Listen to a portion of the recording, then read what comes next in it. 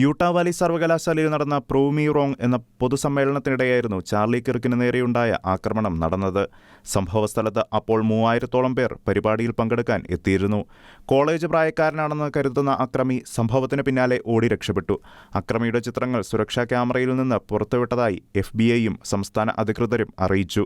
കറുത്ത വസ്ത്രവും തൊപ്പിയും ധരിച്ച അക്രമിയുടെ വസ്ത്രത്തിൽ അമേരിക്കൻ പതാകയുടെ പശ്ചാത്തലത്തിൽ പറക്കുന്ന ബാൾഡ് ഈഗിൾ മുദ്ര പതിച്ചിരുന്നതായും കണ്ടെത്തിയിട്ടുണ്ട്. വെടിവെപ്പിന് പിന്നാലെ അക്രമി മേൽക്കൂരയിൽ നിന്ന് ഓടി രക്ഷപ്പെടുന്നതായും ദൃശ്യങ്ങളിൽ കാണാം. സംഭവസ്ഥലത്ത് നിന്ന് വെടിയുണ്ടകൾ കൊത്തിയെഴുതിയ സന്ദേശങ്ങൾ കണ്ടെത്തിയതായി അന്വേഷണ ഉദ്യോഗസ്ഥർ പറഞ്ഞു.